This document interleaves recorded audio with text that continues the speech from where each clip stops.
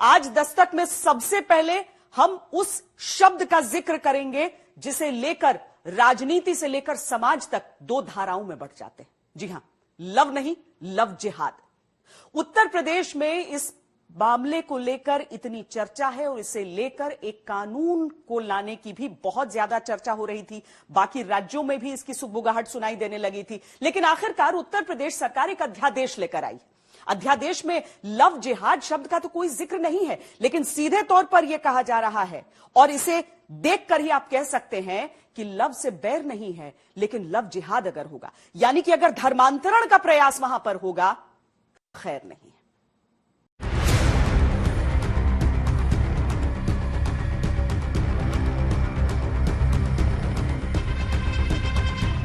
उनको पहले से मेरी चेतावनी, अगर वे सुधरे नहीं तो राम नाम सत्य है कि यात्रा अब निकलने वाली है।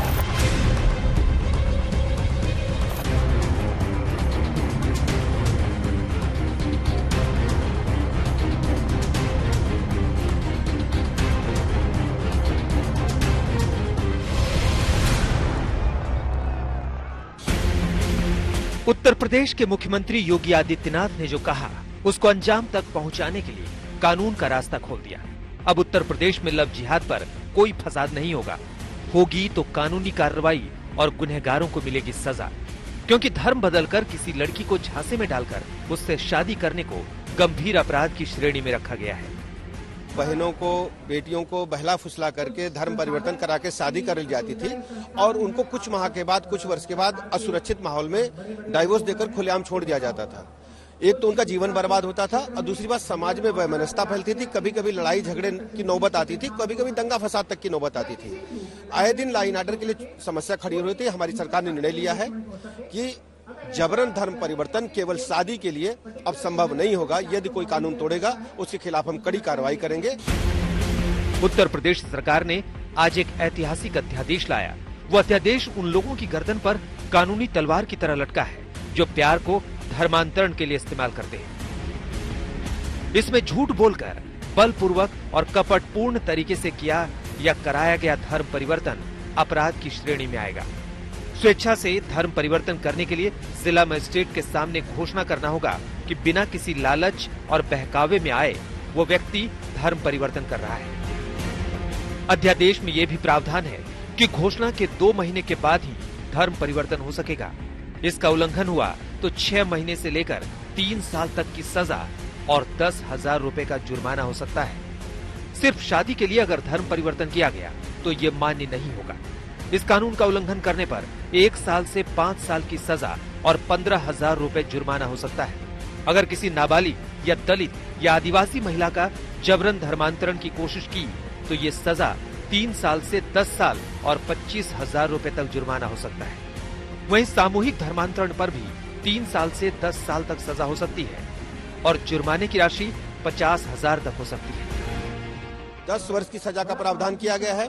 यदि आपको धर्म परिवर्तन करना है, शादी करनी है, तो इसके लिए आपको 2 महीना पहले जिलाधिकारी को सूचना देनी होगी और जिलाधिकारी सार्वजनिक सूचना डिस्प्ले बोर्ड पर कराएगा। अगर कोई आपत्ति आती है तो शादी संभव नहीं होगी और इसके साथ ही साथ जुर्माने का भी प्रावधान किया गया। पहली बार छल, कपट, झूठ बोलकर या बरगलाकर अगर धर्म परिवर्तन कराया जाता है तो ये अपराध की श्रेणी में आएगा, यानी कि अब ये अपराध होगा अगर किसी ने किसी का, खास करके नाबालिग लड़कियों का, SC, ST, schedule caste, schedule tribes का, अगर किसी ने धर्म परिवर्तन कराया तो वो अपराध की श्रेणी में आएगा। रविवार को ही योगी की मुलाकात RSS प्रमुख मोहन भागवत से प्रयागराज में हुई थी। बिहार चुनाव में योगी ने जो ऐलान किया था कि वो लव जिहाद के खिलाफ कानून लाएंगे, उसको पूरा कर दिया।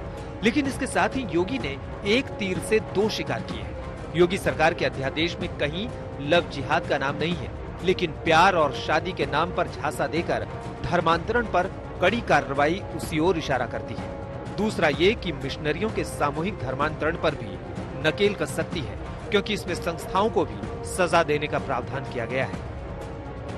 वैसे ये अध्यादेश तो अब आया है, लेकिन उत्तर प्रदेश के मुख्यमंत्री योगी आदित्यनाथ बार बार अपना ये इरादा जता चुके हैं कि प्यार और शादी की आड़ में धर्म से खिलवाड़ बर्दाश्त नहीं होगा। चोरी छिपे, नाम छुपा करके, स्वरूप छुपा करके जो लोग बेटियों की इज्जत के साथ खिलवाड़ करते हैं, उनको पहले से मेरी चेतावनी, अगर वे सुधरे नहीं तो राम नाम सत्य है की यात्रा अब निकलने वाली है। चोरी छिपे, नाम छुपा करके, स्वरूप छुपा करके जो लोग बहन बेटियों की इज्जत के साथ खिलवाड़ करते हैं, उनको पहले से मेरी चेतावनी, अगर वे सुधरे नहीं तो राम नाम सत्य है की यात्रा अब निकलने वाली है। अध्यादेश में कहीं लव जिहाद का नाम नहीं है, लेकिन ये अध्यादेश उस वक्त आया है जब लव जिहाद की घटनाएं कई जगह से आती गई। ऐसे में योगी सरकार के मंत्री बार बार ये बता रहे हैं कि धर्म की रक्षा के लिए ये अध्यादेश कितना जरूरी है। छल प्रपंच के आधार पर जो लगातार प्रदेश के अंदर अनेक घटनाओं के कारण से, जहां विशेष तौर से हिंदू लड़कियों का बहुत उत्पीड़न और शोषण हो रहा था और उसके कारण कानून व्यवस्था की समस्या भी खड़ी हो रही थी, तो सरकार की मंशा स्पष्ट है कि सख्त कानून, कठोर कार्रवाई। आने वाले समय में इससे जिस प्रकार की कानून व्यवस्था में लोग इसमें समस्याएं आ रही थी, वो सब समस्याएं इससे दूर होंगी और निष्पक्ष होकर इसमें पारदर्शिता के साथ इसके अंदर अब कार्य होएगा। शादी के जाल में फंसाकर लव जिहाद के तहत एक बहुत बड़ा एक सिंडिकेट था जो काम कर रहा था, जिसके बारे में खुलासा हमारी सुरक्षा एजेंसियों ने किया और जिसमें ऐसे लड़के पाए गए जिन्होंने दिनेश, रमेश और सुरेश नाम रखा हुआ था। बाद में जब पकड़े गए तो पता चला मुख्तार है, अंसार है, रईस है। जो लोग इस तरह का षड्यंत्र कर रहे थे उनके लिए ये कानून लाया गया है और अब हमारी प्रदेश की बच्चियां सुरक्षित रहेंगी, परिवार बर्बाद होने से बचेंगे। विपक्ष भी कह रहा है कि झांसे से धर्म बदलना अपराध है, लेकिन साथ ही सरकार पर आरोप लगा रहा है कि बहुत राजनीति है इस अध्यादेश में।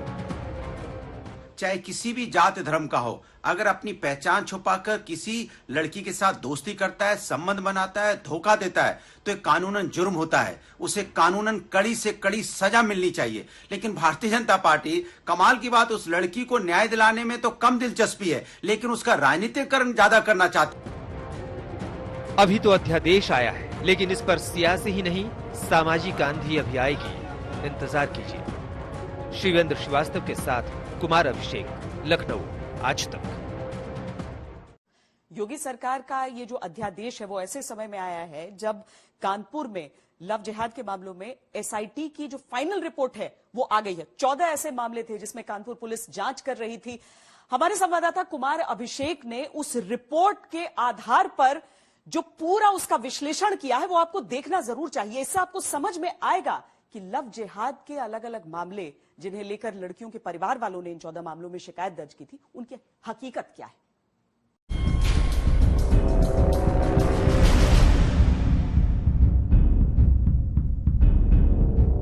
जब दोस्ती हुई थी, जब बात हुई थी, तो नाम राहुल सिंह बता रखा था। अब इस तरह कोई आदमी अपना धर्म छुपाकर किसी लड़की की जिंदगी से खिलवाड़ नहीं कर सकता है, क्योंकि उत्तर प्रदेश की योगी सरकार शादी के लिए धर्म छुपाने या जबरन धर्मांतरण के खिलाफ अध्यादेश लेकर आई है। जबरन धर्म परिवर्तन केवल शादी के लिए अब संभव नहीं होगा। यदि कोई कानून तोड़ेगा उसके खिलाफ हम कड़ी कार्रवाई करेंगे। ये इत्तेफाक है या बहुत दिनों से बदलते हालात का अंजाम, जो ये अध्यादेश उस दिन आया जिसके एक दिन पहले कानपुर में कथित लव जिहाद के मामलों की जांच करने वाली एसआईटी की फाइनल रिपोर्ट आई। 3 प्रकरण मैंने बताया जिसमें उन्होंने फर्जी दस्तावेज बनाए हैं लड़कियों को प्रभावित करने के लिए, और ये उनको दिखाने के लिए वो उन्हीं के धर्म के हैं, इसके लिए उन्होंने अपना नाम बदला और फर्जी दस्तावेज बनाए। घर वालों की शिकायत पर दर्ज 14 मामलों की पड़ताल में 11 ऐसे मामले सामने आए जिसमें साजिश के पुख्ता सबूत मिले। आप वैसी ही पीड़ित एक लड़की का दर्द सुनिए। मम्मी लोग से नहीं बताया, डर लग रहा था, तो मम्मी से बाद में बताया जब इसकी आईडी हमको मिली थी। एक मम्मी चार्जर निकाल रही थी उसके बगल बैग से, तो उसको मम्मी को मेरी आईडी मिली थी। देखा तो मुसलमान इसमें लिखा था।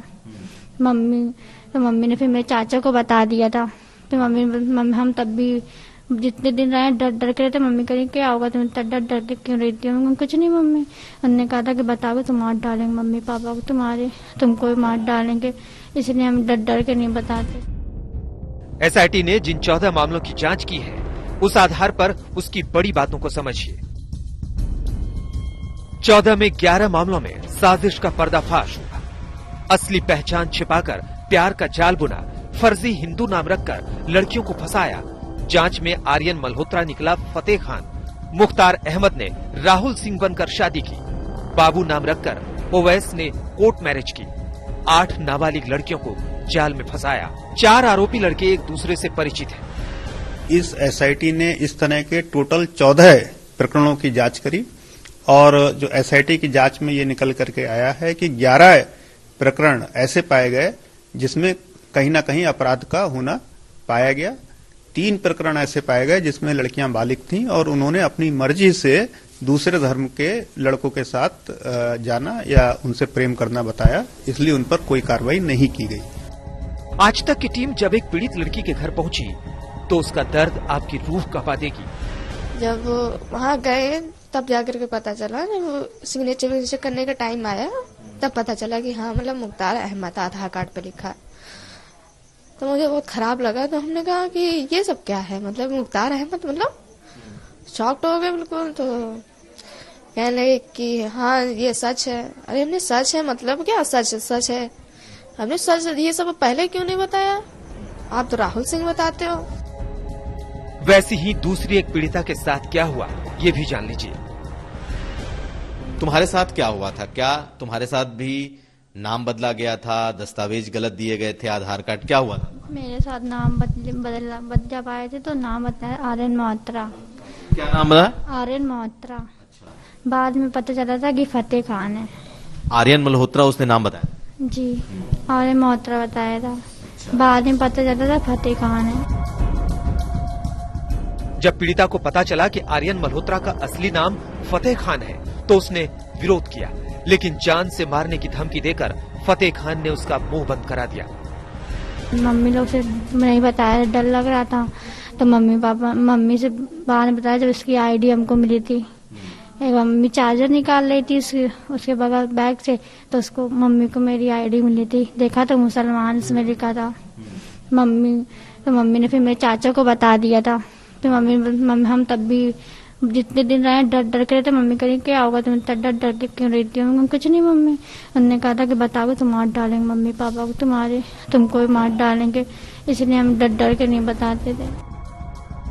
लेकिन अब ऐसा नहीं हो सकता है, क्योंकि यूपी में जो नया अध्यादेश आया है वो जबरन धर्म बदलवाकर शादी करने वालों को सलाखों के पीछे पहुंचा देगा। कुमार अभिषेक, लखनऊ, आज तक। योगी सरकार उत्तर प्रदेश के लिए तो यह अध्यादेश ले आई है, लेकिन तमाम ऐसे राज्य हैं जहां पर इसे लेकर अभी विचार चल रहा है कि अगर कोई अपने धर्म को छुपाकर शादी करे या फिर शादी के बहाने धर्मांतरण को लेकर दबाव बनाए, तो ऐसी चीजों के लिए क्या एक कानून होना चाहिए। मध्य प्रदेश हो, हरियाणा हो, इन सभी जगहों पर ऐसे किसी कानून को लेकर विचार चल रहा है और इसके साथ ही इस पर सियासत भी शुरू हो गई।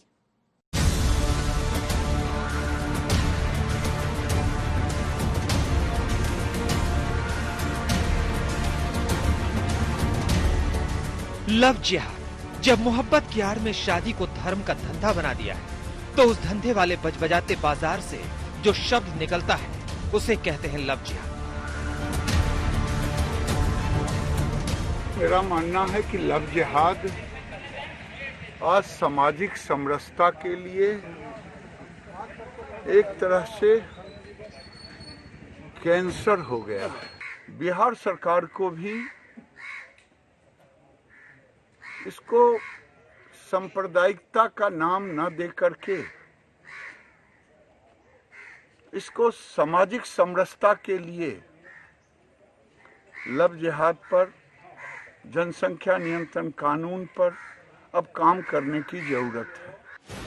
पिछले दिनों में लव जिहाद के कई मामले सामने आए। इसी नवंबर महीने में नोएडा में एक लड़की ने साहिल नाम के एक लड़के के खिलाफ मामला दर्ज कराया जो वास्तव में साहिल खान था। 9 सितंबर को कानपुर में एक मुस्लिम किराएदार पर मामला दर्ज हुआ कि उसने हिंदू नाम बदलकर घर किराए पर लिया और फिर मकान मालिक की लड़की से 2 साल तक प्यार का खेल खेलता रहा। इसी साल जनवरी में हरियाणा के पलवल में 3 बच्चों के एक मुस्लिम पिता ने हिंदू बनकर एक लड़की से शादी की और फिर गैंगरेप किया। ऐसी घटनाओं के खिलाफ उत्तर प्रदेश से मध्य प्रदेश और हरियाणा तक तमाम राज्य सरकारें कड़े कानूनों की तरफ साफ साफ इशारा करने लगे थे। ऐसे लोग जो लालच देकर, प्रलोभन देकर, प्यार का झांसा देकर उन जीवन खराब कर देते हैं बच्चियों का, उनसे हमने देखा ना अभी हरियाणा की, उत्तर प्रदेश की घटनाएं जिनमें हत्या तक हो गई। कई इस दंश से पीड़ित हैं इस देश के अंदर, चाहे ट्रिपल तलाक हो, चाहे लव जिहाद हो। इस तरह की घटना नहीं होनी चाहिए। हम एक सख्त कानून बनाने पर विचार कर रहे हैं। एक ड्राफ्टिंग कमेटी बनाने का निर्णय किया है। उसके लिए कानूनविदों से विचार करके जल्दी हम उस कमेटी की घोषणा कर देंगे जो इस बिल को ड्राफ्ट करेगी। लेकिन लव जिहाद के खिलाफ कानून के सवाल पर विपक्ष अपना तेवर दिखाने लगा है। बिहार में जब ये कानून बनेगा, नीतीश कुमार जी जब कानून बनाएंगे, उस कानून का हम अध्ययन करेंगे पूरी तरह से, और उसके बाद हम महाराष्ट्र में इस बारे में सोचेंगे। इनको संविधान पढ़ना चाहिए। आप इतना ज्यादा हेट्रेड में आगे बढ़ जाते हैं, जरा संविधान पढ़ लीजिए। आर्टिकल 21 क्या है पढ़ लीजिए। स्पेशल मैरिज को खत्म कर देंगे आप, उसको खत्म कर दीजिए। फिर आप ये बातें करना, इस तरह से सिर्फ हेट्रेड पैदा करना, ये नहीं चलेगा। विपक्ष के सवाल और हंगामे अपनी जगह है, लेकिन तमाम राज्य सरकारों ने काम शुरू कर दिया है।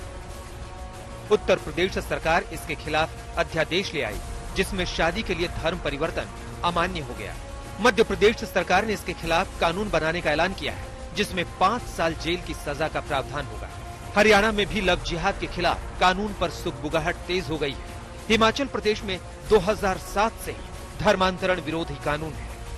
संविधान में संशोधन का अधिकार केवल संसद को ही है, लेकिन लॉ एंड ऑर्डर की दृष्टि से कोई राज्य सरकार अगर कानून बनाना चाहती है तो वो बना सकती है, वो उनका अधिकार है।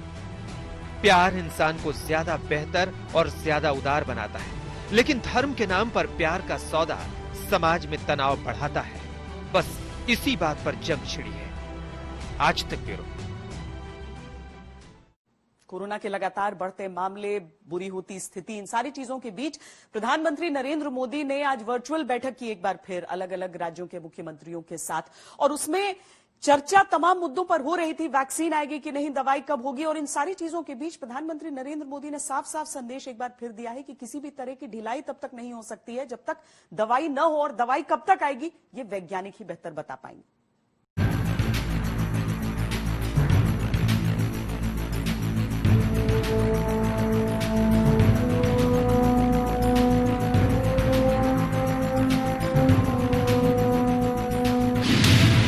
कोरोना की वैक्सीन से जुड़े भारत का अभियान अपने हर नागरिक के लिए एक प्रकार से नेशनल कमिटमेंट की तरह है। कोरोना के कहर पर आखिरी प्रहार। भारत सरकार हर डेवलपमेंट पर बारीकी से नजर रखे हुए है। कोरोना के खिलाफ पीएम मोदी का निर्णायक युद्ध। कोरोना के खात्मे का अंतिम प्लान तैयार हो गया। जल्द ही कोरोना बीते दिनों की बात हो जाएगा। जब कोरोना से इलाज के नाम पर अभी वैक्सीन को लेकर माथापच्ची चल रही है कि कब मिलेगी, उस वक्त प्रधानमंत्री नरेंद्र मोदी ने 8 राज्यों के मुख्यमंत्रियों के साथ बैठक करके तय किया कि आगे करना क्या है, खासकर वैक्सीन को लेकर। जहां तक वैक्सीन के डिस्ट्रीब्यूशन की बात है तो उसकी तैयारी भी आप सभी राज्यों के साथ मिलकर के की जा सके रही है। वैक्सीन प्राथमिकता के आधार पर किससे लगाई जाएगी, ये राज्यों के साथ मिलकर के एक मोटा मोटा खाका भी आपके सामने रखा है। कई राज्यों में कोरोना का वायरस ऐसे लौटा है कि तमाम रिकॉर्ड टूट रहे हैं। दूसरी जगह को छोड़िए, दिल्ली में ही जाता हुआ कोरोना ज्यादा खौफ और खतरा लेकर लौट आया है। ऐसे में जब राज्य सरकारों के हाथ पांव फूले हुए हैं, केंद्र की तरफ से उम्मीदों की नई रोशनी लेकर प्रधानमंत्री मोदी आए। वैक्सीन को लेकर जो लोग उम्मीदों में जी रहे हैं, उनको समझा दिया कि अभी तो बचाव ही वैक्सीन है। हम सभी के साथ वो पुरानी जो एक शेर शायरी चलती है, ऐसा न हो जाए कि हमारी किश्ती भी वहां डूबी जहां पानी कम था। ये स्थिति हमें नहीं आने चाहिए। प्रधानमंत्री मोदी जानते हैं कि कोरोना को लेकर देश की नजर उसकी वैक्सीन पर ही टिकी है। इसलिए प्रधानमंत्री मोदी ने वैक्सीन को लेकर अपना रोड मैप भी मुख्यमंत्रियों की बैठक में साफ कर दिया। भारत अपने नागरिकों को जो भी वैक्सीन देगा वो हर वैज्ञानिक कसौटी पर खरी होगी। भारत के लिए वैक्सीन को लाने की स्पीड जितनी जरूरी है उतनी ही सुरक्षा भी है। वैक्सीन के आने के बाद उसको बांटने को लेकर राज्यों से बात चल रही है। केंद्र सरकार ने राज्य सरकारों से मिलकर ये खाका तैयार कर रखा है कि वैक्सीन लगाने में किसको तरजीह मिलेगी। केंद्र सरकार जल्द ही वैक्सीन पर एक विस्तृत प्लान जल्द ही राज्यों से साझा करेगी। वैक्सीन को रखने के लिए कोल्ड स्टोरेज पर राज्यों को काम शुरू कर देना चाहिए। हर शख्स को वैक्सीन लग सके, इसके लिए ब्लॉक स्तर पर ट्रेनिंग और वितरण प्रणाली टीम बना लेनी चाहिए। लेकिन इन सारी बातों के बाद प्रधानमंत्री मोदी ने ये भी साफ कर दिया कि वैक्सीन पर फैसला वैज्ञानिक ही करेंगे और हम कोई वैज्ञानिक नहीं है। हम लोग समाज जीवन की चिंता करते हैं, लेकिन हम सब जानते हैं कि हम कोई वैज्ञानिक नहीं है, हम इसकी एक्सपर्टाइज हमारी नहीं है। तो हमें दुनिया में से जो व्यवस्था के तहत जो चीजें आती हैं, आखिरकार उसी को ही स्वीकार करना पड़ेगा। प्रधानमंत्री नरेंद्र मोदी ने राज्य सरकारों को इतना हिंट तो कर दिया कि वैक्सीन आएगी, लेकिन कई सवालों का जवाब अभी कोरोना वायरस की तरह ही हवा में घूम रहा है। ये अभी तय नहीं है कि वैक्सीन की डोज 1 होगी, 2 होगी या 3 होगी। वैक्सीन की कीमत कितनी होगी और किस कंपनी की वैक्सीन कितने में आएगी। कंपनियों के ग्लोबल इंटरेस्ट से क्या उनको लाने पर असर पड़ेगा। अभी ये तय नहीं है कि वैक्सीन की 1 डोज होगी, 2 डोज होगी या 3 डोज होगी। ये भी तय नहीं है कि इसकी कीमत कितनी होगी, उसकी कीमत कितनी होगी, ये कैसे होगी।